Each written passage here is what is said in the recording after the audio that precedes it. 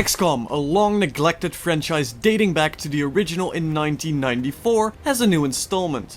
XCOM Enemy Unknown, developed by Firaxis, the creators of Sid Meier's Civilization, is a reimagined remake of the original. And much like it, you take full control over a secret and elite organization tasked with stopping an impending alien invasion. But is XCOM Enemy Unknown worth fighting for, or is it better to just welcome our alien overlords?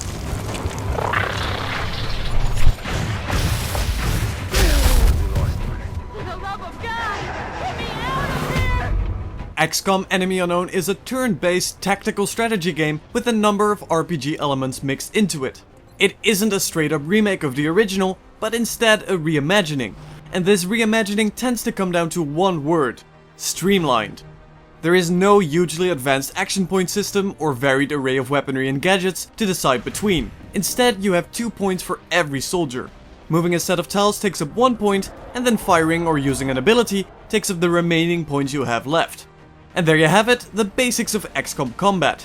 It is quick and accessible, either you move and fire, or take up a defensive position, or move twice as far. But where you move is also crucial to beating back the alien horde. XCOM Enemy Unknown features a cover system, and again it is nice and easy to use, with either half or full cover displayed by the shield icon, or no cover at all if you prefer to die. And that brings me to my next point: get used to dying and get used to it quickly. Seeing the dreaded alien activity message will often mean you're about to get your behind handed to you, but it does so in a mostly fair fashion. With up to 6 soldiers in a squad, I'd get used to seeing them die if I were you, especially if you're playing on one of the higher difficulties. And soldiers dying is quite a big deal. Throwing soldiers to the front as cannon fodder will come back to haunt you when you realize you need some promoted veterans to stand a chance later on. As you struggle to keep your units alive, they will gain experience and rank up. Once they rank up, they do not only get a statistic increase, but also unlock a set of limited abilities that allow you to somewhat mold a unit as you want. Adding to that the ability of customizing them in appearance and name, and chances are you won't be very happy when one of your veterans takes a beam of hot plasma to the face.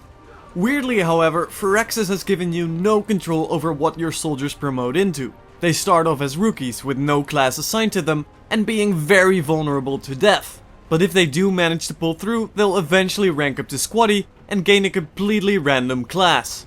This can be quite infuriating when you're trying to get, say, a sniper to complement your set, only to find out that your hard work of picking off enemies one by one is rewarded by giving him the support class.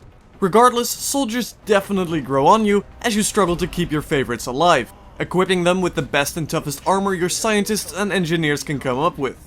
And this is the other major aspect of the game. When you're out of a combat scenario, you're instead looking at your base. Here you have to struggle with a number of resources. Everything you construct or research requires materials, which are gained by doing combat missions, funding, which require you to keep countries partaking in the XCOM project happy, and most of all, a good amount of time. Starting a long research project to develop new weaponry can be useful, but you might find your soldiers take way too much damage and leaving you wishing you started that armor upgrade earlier. All the while the aliens are sending UFOs towards your satellites or start terrorizing countries. Countries that demand you help them, or they will leave the XCOM project and add to the dreaded doom clock. Again, everything here is more streamlined than highly complex. The loadout screen is crucial to your soldiers' survival and requires you to have researched and produced various armor and weapon upgrades. These upgrades are mostly just a linear progression, with clear, better weapons as you advance.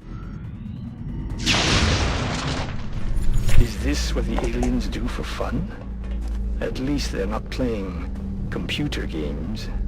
XCOM, of course, is first and foremost about an alien invasion. An unknown force of space people landing on Earth, abducting your citizens, and on occasion having a snack in a heavily populated area. Earth responds by covering most of it up and sending an elite military force, XCOM, to hopefully deal with these invaders. As you slowly advance, capturing and dissecting anything you can find, you slowly learn more about the various monstrosities you encounter, in the hopes of finding a purpose, and most of all a means of defeating them once and for all. And as elite as XCOM might be, you clearly aren't a match for the aliens straight from the get-go. Your rookies will be sorely outmatched by the very first invaders, and you'll soon realize that standard bullets won't quite do, as soldier after soldier bites the dust. There is a clear sense of dread and panic fighting this unknown enemy in the hopes of keeping your humanity intact, and the alien roster you end up fighting is quite varied, ranging from smaller psychic Martians that control the very minds of your soldiers to huge weapon platforms raining death upon your front lines. All of this is done in a very cinematic heavy style.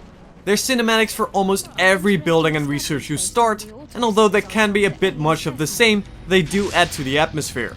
In Combat 2 are a big number of cinematics, which you can turn off as you please. But these cinematics, such as encountering a pack of aliens, or even better, blowing an alien right through the head at a long distance, do give the game much more of an action-packed feeling.